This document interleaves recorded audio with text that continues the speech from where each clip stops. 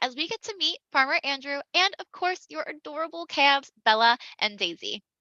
Today's chat wouldn't be possible without the generous support of the Midwest Dairy Association and the Dairy Excellence Foundation. So thank you to both of those organizations for making today possible.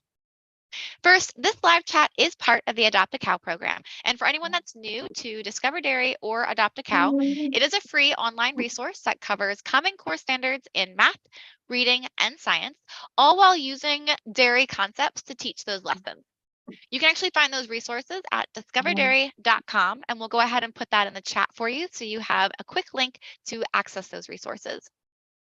We'd also love for you to join the Adopt a Cow Fund next year. So whether you're interested in joining again or you just happen to stumble upon this live chat and you're excited to try something new next year, we welcome you to sign up and join us.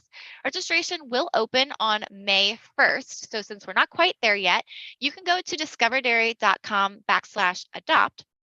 And on that landing page will be a very small form where you can go ahead and submit your email address.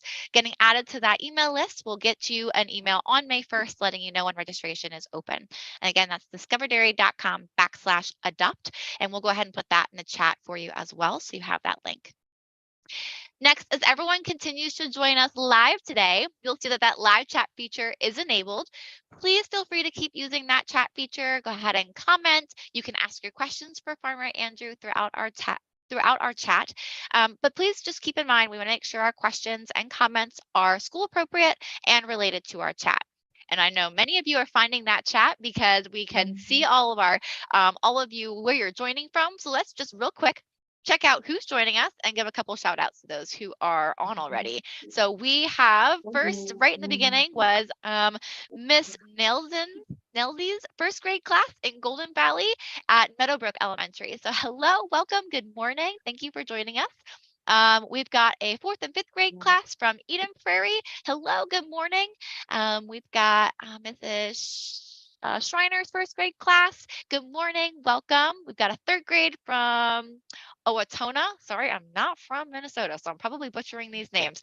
But thank you, welcome, good morning. We've got Mrs. Jensen's 2nd grade class. We've got Mrs. Houston's 2nd grade class in Wyoming Elementary. Good morning, hello everybody.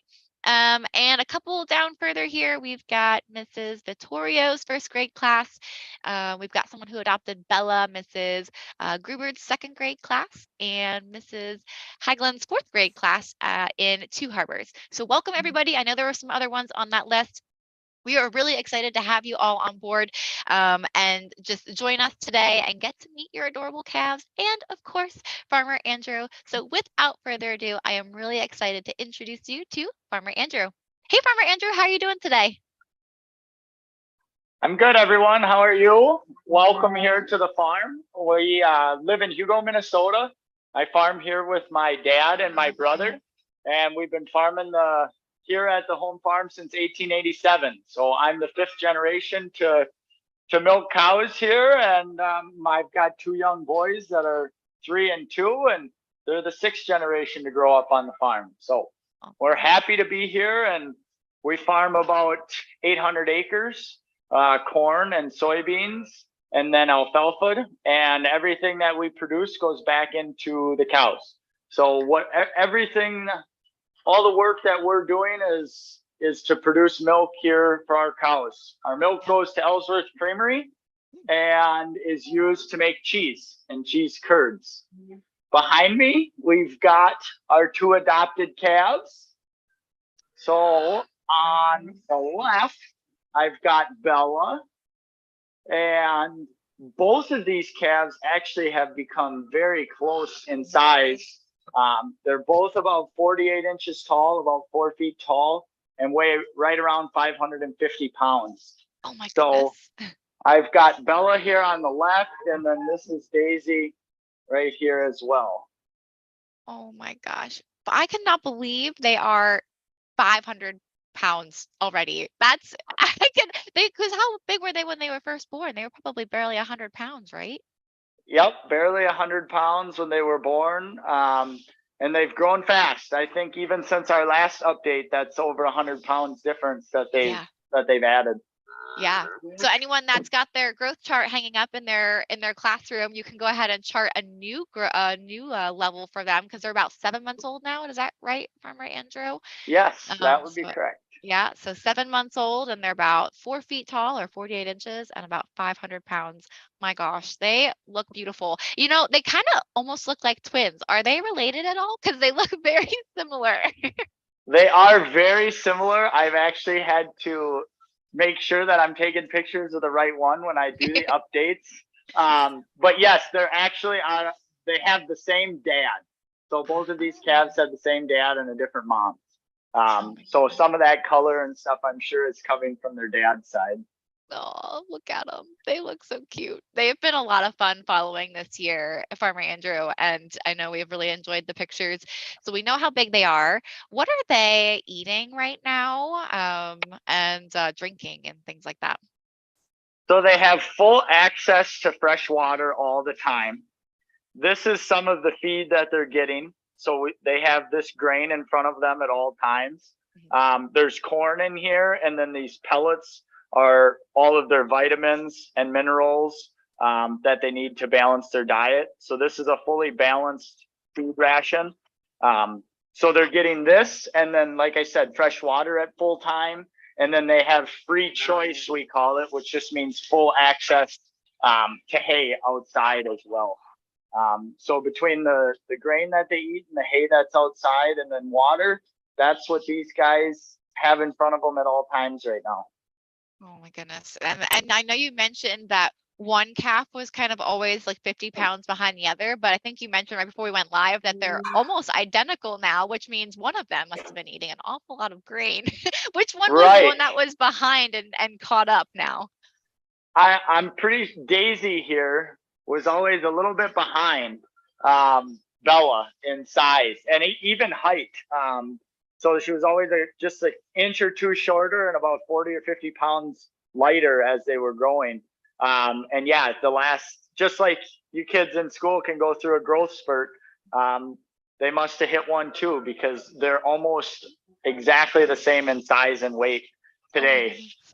compared to what they were. Right. Oh my goodness. So they are growing really strong. They've got a heck of a diet. So they're 7 months old. Is this the pen they are normally in right now, or where are they normally living at this point in their life? Normally they're in a different pen, in a different barn. I brought them in here today because our lighting was a lot better, and I wanted to give you guys the best look of them and have them confined in a little smaller spot so we could get a better view of the calves. But normally they're in a group housing situation, so there's 35 calves that are all about the same size, that are all together in that group right now.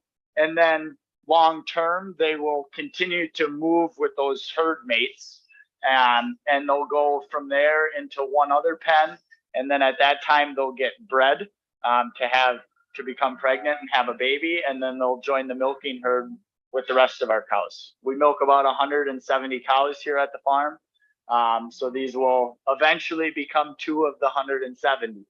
Oh my goodness. So you mentioned that they'll join the milking herd. About what age is that at when they get to do that, join the milking herd? And I think you mentioned they've got to have a baby first before joining the milking herd. Is that correct?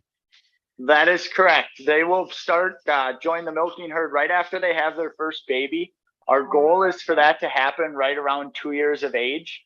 I don't want it to happen before that, but so somewhere between 24 and 27 months, they will calve, and once they have that baby, then they'll go into the milking herd and start getting milk twice a day here at the farm. We milk our cows twice a day. Some farms milk 3 times a day. Um, and our herd average is right around 83 pounds of milk. So that's just shy of 10 gallons of milk a day that we will get out of these animals once they become cows and have So that first baby. yeah, so let me just recap that for a second. That's a lot of milk. You just said 10 gallons per cow per day, and you milk 170 cows. So any of you back in school, you can do that math. How many gallons of milk is that per day with 170 cows and 10 gallons per cow? That's a lot of milk. How does it Yep. all get from your farm to the co-op then to be processed? What's that like? So we have a milk truck driver, which is just like a big semi truck that has a bulk tank on the back. So it's a big refrigerator that keeps the milk cold. And he comes to our farm every other day at about 10 o'clock in the morning. So we get done milking generally around 8 o'clock in the morning, 8:30, and the milk gets cooled down to 38 to 40 degrees. And then the milkman comes and picks it up, and he'll take it from that truck to the creamery where our milk goes, and it'll get dumped there along with all the other farms that he's picking up. And from there, they'll begin the processing to make our milk into cheese. Wow. That's pretty cool. And so it sounds like it's a pretty quick process. You milk the cows, which, by the way, you're done milking before some people are even awake, which is pretty impressive. So the cows, everything's done. The milk is picked up. It goes to the co-op or the creamery and it gets processed. And that sounds, now since it's cheese, I guess it probably has a little bit longer of a process. But if it was fluid milk, I think that turnaround time is like 48 hours. Does that sound correct? That it's pretty much on their. That's exactly correct. Yep. It'd be on the grocery store shelves in 48 hours from the time it leaves the farm. That's incredible. I love that it's so fresh and you can taste it when you drink it out of a fresh gallon of milk. I love that. Ooh, looks like we got a little scratch. Okay, remind me again which one is which because they really look so much alike. Which one are we looking at right now? This is Daisy. This is Daisy. Awesome. Hi, Daisy. Speaking of Daisy, we actually had a question from someone. They were wondering how is Daisy's mom doing? And maybe you can touch on that with Bella too. Yeah, both. Daisy's mom is still being milked right now. She's pregnant with another baby at this point, but she is a 4-year-old cow. So Daisy was her second baby. And she's milking right around 75 pounds a day right now. Wow. So staying right up there with the rest of her herd mates. Mm-hmm. Bella, who's now laying down back here in the corner, her mom is actually a 2-year-old. So she was the first baby that she had when her mom joined the milking herd. And she's still being milked. She is also pregnant again. And she, being that she was a heifer, we don't get quite as much milk out of her. I think she's probably milking right around 70-ish pounds, 65 to 70 pounds a day now. Okay. But both still in the milking herd and both doing very, very well. Oh, good. I'm glad to hear that update on them. And it sounds like maybe someday, because another question from Mr. Hemsing's class was wondering if they have any brothers and sisters. So there's our answer, right? Bella does not have any siblings yet. And it sounds like Daisy does. And it looks like they'll have some coming soon in the next year. So very cool. Yep. Awesome. This is a good question. We had some folks asking, how often do they get to play outside? And just kind of along those lines, when do they start walking for the first time? So when calves are born, they will be trying to stand up within the first hour for sure. Generally, they're all up and walking within 2 hours of being born. Some are faster than others, but all of them within 2 hours are definitely up and walking around. And as far as being outside, here in Minnesota, our babies stay inside all the time until they get to be about when our third update was. So when we had our third update and they were around 5 months old, they moved to that different barn that I was talking about, and then they do have the ability to go outside from there and play outside and run around. Obviously, Bella and Daisy here have been, when they were born in September, they haven't really seen too much green grass yet since then. So I'm sure they're looking forward to getting out and running on the grass here shortly in the next month or so. Aww, the calf you're looking at right now was just born yesterday. Aww. So you can see the difference in size that 7 months takes in a calf. Yeah. Oh my God. If you can remember when Daisy and Bella were that big. Right. It feels like it was so long ago, but it was only 7 months. It's kind of crazy to think they can grow so much in 7 months. When you think about humans in 7 months, man, we we can't do anything. We can't do anything cool and walk and talk yet, but they Right. they are fully functioning within like an hour, which is crazy. Yeah. Wow. I love it. Yep. We had a good question. We are noticing there's these yellow tags in their ears. Can you talk about what those tags are for? So we put these yellow tags in each one of our animals, and we actually go up in numerical order. So Bella is number 1086, and she was born one day before Daisy, who's number 1087. So the higher the number, the younger the calf. And that's just our way of identifying and going by, to make sure we can remember who is who, and that we can track their moms, their dads, their brothers and sisters, all by going back in our records using those numbers. Very cool. And now is it the tagging process? Is it, what do you mind explaining like what it's like for the calf? Just is it kind of like an ear piercing or what's it like? That's exactly what it's like. So we do all of the calves generally within the first 2 days that they're born. They'll all get their ear tags. And it's basically kind of exactly like getting your ears pierced. We have a little, it looks like a pliers, if you know what a pliers looks like. And you put the tag on and you can snap it right into their ears, and it's like poking a needle right through their ear. It's very quick, very, and Very there's a painless. number on the front side and on the back side of our tags. So when whichever side of the animal we're looking at, we can always see their number. See the number. Yeah. Because especially when they look so much alike, like these two, it's pretty important to have some tags in so we know which one's which. Oh my goodness. Yeah. Sounds pretty painless and pretty simple. Thank you. I appreciate that Yeah. explanation for talking about the tags. So we have another question here. This one's kind of a funny one. They were wondering if the cows have ever gotten out of their pen, and how do you try to wrangle them back in to get them back where they're supposed to be? In a perfect world, no. On every dairy farm, probably weekly, somebody gets out somewhere. So it depends on who gets out. It's a little easier to track down some of these younger ones because they're not quite as quick as the bigger ones are. Just like us, as our legs grow, you can run a little faster as your legs get longer. The cows are the same way. So as they get bigger, they actually get faster. But we do the best we can generally if we just stay calm and walk, since our cows, our milking cows and our dairy cows that we're around every day at least once, if not twice or 3 or 4 or 5 times a day, that we probably have physical touch with each one of these animals. I can generally walk up and walk somebody right back to a pen. If for whatever reason things are a little bit more feisty, we have a couple of 4-wheelers here at the farm too. So if somebody gets a long ways away, we go get them with the 4-wheeler and can walk them back that way as well. Oh, isn't that the truth? I swear a cow gets out at least once a week. Like it's just bound to happen. They're curious little animals, but they know when they come back, that's where their food is. So they just like to adventure, right?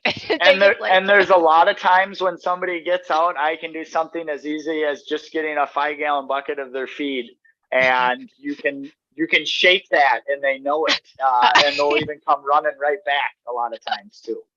Oh man, they know where it's good for them. They just like to be a little curious. They're curious. Exactly. I love it. Now they're demonstrating their relaxing state, I would say. They're laying down. We had a question asking if cows sleep standing up or laying down. Cows sleep laying down. They relax for a large portion of the day like this. They're generally either eating or getting milked, or they're laying down. And you can see Bella over here you can see that she's kind of chewing her mouth. She doesn't actually have feed in front of her, but cows have the ability, it's what we call to regurgitate their feed. So it's food that she has already eaten that she's bringing back up into her mouth to chew it so she can digest it better. And we call it chewing their cud. And when they chew their cud, it means that they're very relaxed. So as you can see, Bella here is sitting here chewing, looking like she's eating, but she's chewing that cud that she has. just because she's relaxed and she's trying to get the energy from the feed that she's eating. Oh, well, I'm glad to see that they're nice and relaxed with us around, and they're putting on a nice, cute little show here of just chilling with us. So that's exciting. And you said cud, and that's spelled like C-U-D, correct? I just want to make sure everyone understood that correctly. That is correct. C-U-D. They're cud. Very cool. We have a class from Austin, Minnesota, who's just screaming hello to Daisy. So we're just going to say a big hello to Daisy. And they actually did have a question. They were wondering if you had any other animals on your farm or if you only raise cows. We only raise cows here at the farm now. I have a dog named Maggie. She's about 8 years old now. She's an Australian blue heeler. So she's probably only about 12 or 14 inches high. And she basically is very bad with the cows. She does not work with the cows at all, but she is very, very good with kids and children. And as I've told you guys, and you've seen in some of the pictures, I have 2 boys. They're 3 and 2. But I'm the youngest of 6 kids. My mom and dad had 6 kids. And there are 15 cousins all together. So my mom and dad have 15 grandkids, and the oldest one is 9. So we have lots of little kids that are always running around here on the farm, and Maggie is very, very good with the kids. My boys like to tackle her when they see her, and she just rolls over and goes along with it. So we're happy to have her around as well.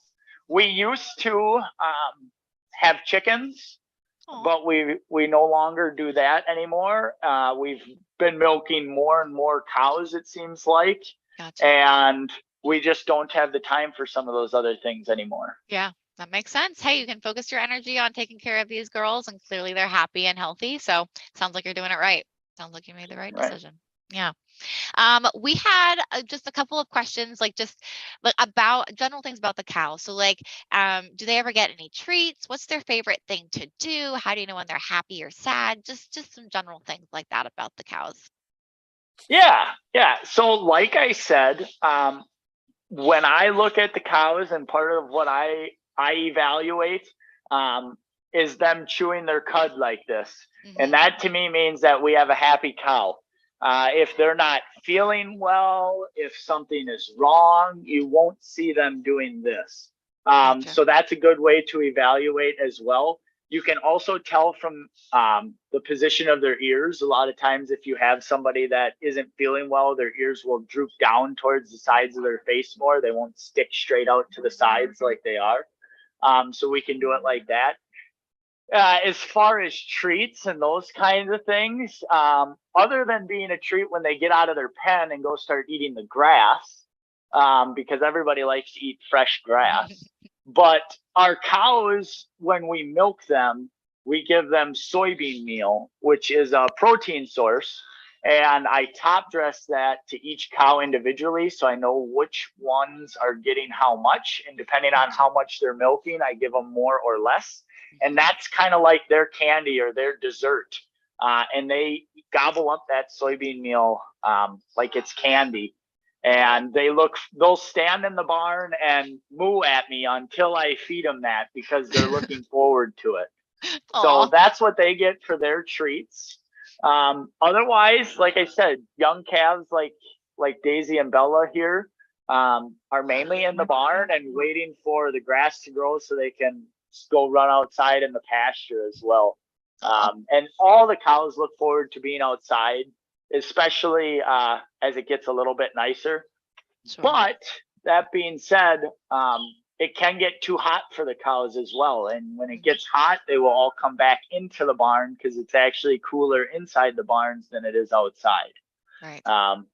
So we do our best to keep them bedded really nice. These calves are both laying on straw, and that's what we use, a lot of straw for bedding here at the farm, and keep them cozy and comfortable that way. And look forward to getting outside and running around. Yeah. Sounds like you're providing, exactly what they need. And it sounds like they can kind of wander where they want to be. And if they're hot, they can come in. If they want to be outside, they can be outside. And just providing that ideal climate for them is what you're there for, and making sure they're living a pretty content life. That sounds pretty good. Right. I think I would enjoy living the life of the cow. Me too. Me too. We had some questions just about the milking process. One was from Miss Paoli, and then one was from, where'd it go? Oh yeah, also from Miss Paoli. They were asking some milking questions. So just they were Okay. curious on how long does it take to milk one cow, and then they were wondering what time do you have to start milking to be done by 8:30 in the morning? Yeah. So here on our farm, like I said, we milk about 170 cows. I fit 60 of them in the barn at one time. So we milk 60 and then let those out and bring in 60 more. We can milk all 170 cows in about 3 hours from start to finish. So we're normally out here in the barn right around 5 o'clock in the morning, and then we're done by 8:30, and that's kind of cleaning everything up and doing some of those kinds of things as well. And then we're back in the barn again at around 5 o'clock at night, and I get in most evenings around 8 or 8:30. And then our afternoons are spent doing our feeding and our bedding and hauling manure and those other things that we have to do on a daily basis to keep things going. And that's just this time of the year. Shortly here, I'll get into my afternoons being spent in the tractor doing field work so we can plant corn in the fields. But we had 2 inches of rain last night here at the farm, so things are pretty wet outside and still raining right now. So we won't be doing anything out in the fields today. Gotcha. Sounds like your day is a pretty long day, 5 a.m. to 8 p.m. if it all goes well, and not having to take care of anything else. So, goodness, that is a long day for you, Farmer Andrew. But we appreciate you taking really good care of these cows. It's easy to work a longer day when we enjoy what we do, and I enjoy working with these animals and taking care of them. And another reason why I wanted to farm is because I loved growing up here, and I wanted my boys to grow up here, and my family. And so to see them come out and help take care of the calves as well, all of those grandkids, like I was telling you about, everybody has a job they can do, and everybody comes over and visits at the farm. And when they come, everybody does their job. So it's really a family and a neighborhood experience for everybody that lives here. And I've got cousins that come and help and drive tractor and things like that too. So we're happy to have a big family and happy that everybody stayed close to home and still comes to help us. Oh, I love that. That sounds like an amazing way of growing up and being able to just experience the farm all the time and be around these adorable girls because they really are cute. We've loved getting to see their pictures all year long, and look at all of them. Goodness, they're all just too cute. We had a good question. They were wondering, and this will be one of the last ones that we do here, but they were wondering how or if you trim a cow's hoof. How does that work? Yes, we actually do trim their hoofs. Generally, here at our farm, and lots of farms manage that a little bit differently, but we trim our cows. So once they come into the milking herd, they will get their hooves trimmed at least once a year, more if they need it. And basically, the way I describe it to people is their hoof, they have 2 toes on their hoof, so it kind of looks like my hand does, like this. But just like your feet or your toes, their hoof is like their toenail, and it will continue to grow. So actually, when cows walk out on dirt, it's much better for their feet, but dirt is also harder for me to maintain. So our milking cows spend probably about 60 to 70% of their time on concrete. And when they're on concrete, sometimes those toenails wear down in the wrong shape. And that's why we have to trim them so they get back to the right shape so that they can continue to walk comfortably. If the toe starts to grow weird, it'd be kind of like you having a rock in your shoe. It can be uncomfortable to walk on. Sure. So we trim, like I said, at least once a year. All of our milking cows get done, more often if they need it, to make sure that they stay happy and comfortable that way. Aw, very cool. And one of the last questions then that we're going to ask, because we've had probably like 7 people ask it, they were wondering what's the average lifespan of a cow, and how many babies does a cow usually have in a year? So just like humans, a pregnancy in a cow is 9 months. And so generally we try to shoot for 1 baby a year in our cows. And that's kind of what our goal is. I would say that the average on our farm is a life expectancy of probably 5.5 to 6 years.